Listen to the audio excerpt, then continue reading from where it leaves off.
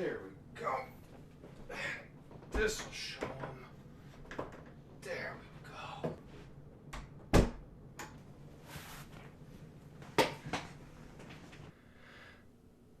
I had a piece of paper that I was going to use for that bit, but it was too small and my camera's really bad, so it wouldn't have worked very well. Let's talk about Savage Worlds Adventure Edition. So, Savage Worlds Adventure Edition is the newest version of the generic role-playing system Savage Worlds. I would imagine most of the people watching this video are at least tangentially familiar with the previous editions of this game. Otherwise, I guess if this is your first introduction to the system, then welcome. You kind of picked a good one. So, full disclosure for the context of this video, I am a Savage Worlds licensee. The new word for that in the new edition is an ace. So that basically means that I am a licensed third-party publisher for the system. But with that out of the way, I'm going to give an honest and unbiased review of my genuine impressions with the game. So let's just do an overview really quickly. I started Savage Worlds over 10 years ago probably with this ugly book. It has held up for a very long time. There's no physical copy of the new book yet, but if it lasts as long as this one, then definitely it is going to be a worthy investment. That said, the previous edition of Savage Worlds that I was playing, the Deluxe Explorers Edition, was great. It was very good, it was very enjoyable, and it was very cheap. Not to say that it was poorly designed, but literally it cost you $10 for a physical copy. That is why I bought the book, and it is why I have sold it so hard to other people. The price point for this edition has definitely gone up. I believe that the physical book is $50, which kind of devalues a lot of what I used Savage Worlds for as basically something I could point to and say, great role-playing games don't require you to be an affluent or wealthy person. You can actually just buy a set of dice and a $10 physical book and do everything that you could do with more expensive systems that require you to buy 3 books at $50 each. So Savage Worlds is still affordable, but any price increase makes me kind of nervous. The quality of the book, however, is just, is beautiful. It looks great, it plays great, and I want to talk a little bit more about the intricacies of it and the differences between the previous edition now that we've covered what is really my only complaint with the game. It's more expensive. Savage Worlds is a generic role-playing game system that can be used to run almost any genre of story that you want to tell. It has its weaknesses, but it has a lot more strength than it has weaknesses, unlike some other very popular systems in my opinion. The game does not use a roll a die and add a modifier system. There are modifiers for the game, but the vast majority of your rolls will simply be determining the size of the die that you are going to roll, coupling it with a d6 known as a wild die, which all player characters have access to and some non-player characters have access to, rolling the dice and seeing if you get a 4 or better. So if you roll a d8 and a d6, you have a pretty decent chance of succeeding. You won't always succeed, but it's dynamic. The next major component that is different from most other systems is that this is a game of tiered successes. It's not a binary system where you just get pass-fail. It is something that they call a raise in this edition. For every interval of 4 above the target number, again, in most cases, the number 4, for every 4 above that number, you get what's called a raise, which means you succeed exceptionally well. This means that if you ace on a damage roll and succeed with many raises, you can theoretically, as a novice character, kill an epic level threat. There's no hit point bloat, there's none of that shenanigans in this game.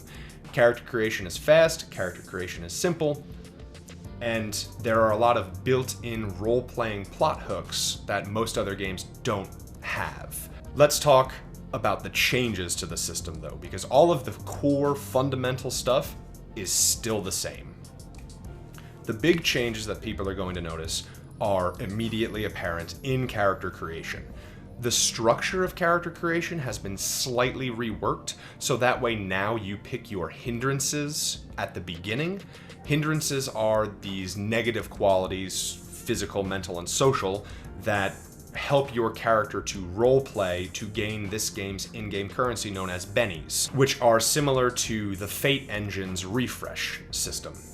And you can use these to reroll dice, or in this edition, you can even use your bennies to modify the story, similar to what refresh points let you do in Fate, and I think that's a great addition.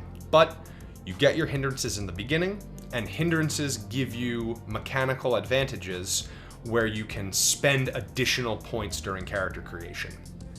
The next big change that returning players are going to see is the addition of core skills.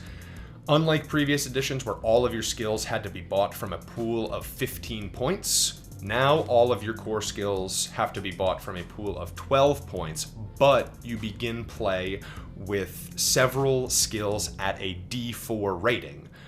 Most notably in this list are the two new skills, two of many. Athletics, which is now a combination of climbing, swimming, and throwing. And Common Knowledge, which has out and out replaced the kind of difficult to work with knowledge skill from previous editions, and that knowledge skill has been broken up into many other types of skills, such as academics, occult, electronics, and of course Common Knowledge, which is just, instead of having to make a smarts roll to see if you recall something that everybody should know, now you actually have a tied-in skill for that.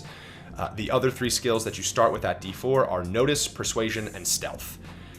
And like I said before, instead of 15 points to spend, now you have 12 points to spend. But because of the addition of these common skills, you're actually coming out with a net gain in character creation. Some other changes that have been made to these skills is that investigation is now called research, just because it makes sense better with what investigation was meant for, because it used to get a lot of confused interplay with notice. Lockpicking, streetwise, those have all been rolled into a new skill called Thievery. Performance has been added as a new skill, which I believe, along with the changes to athletics, were present in the Flash Gordon book. Additionally, the tracking skill has been consolidated into the survival skill, which is another nice quality of life improvement. Fans of Savage Worlds who own the science fiction companion will be quite happy to see that the alien race creator has been brought into the core version of the game. It has everything from that book, and it is now presented in a really fantastic system of charts that allow you to create custom races and understand more of the implications of how to do that than I would say the deluxe edition went into. There's still a lot of room for flexibility in creating new racial traits, but most of what you could possibly need is already there. Circling back to hindrances for a moment, there are a good addition of new hindrances to the game. Some of my favorite being tongue-tied and other social hindrances that impair a character's ability to act a certain way in certain social situations. One thing that I had as the critique of previous editions of Savage Worlds, and with larger games like Dungeons & Dragons, is that it felt like a combat simulator with a social mechanic and role-playing mechanic sort of slapped on. This does not make this a particularly strong role-playing game, but it's definitely a huge step in the right direction, and one that I think puts it over a lot of other games that simply are Calvin Ball when it comes to role-playing. Some other great ones that are new are hesitant, shamed, suspicious, clumsy. There's a lot of very fun ones. Some of those might be returning. There's mild-mannered, but I think that the social interaction hindrances and edges are great.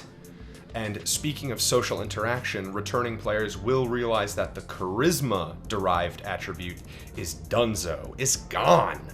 And I think that that's a good thing. Previously, charisma was just like a partial modifier that you only modified through hindrances and edges that would alter all of your social roles, which kind of sucked.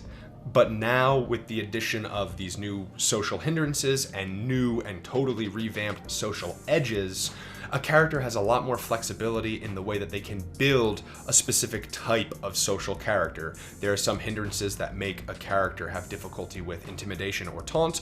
There are some that do it with persuasion. There are some that do it with any combination of the three.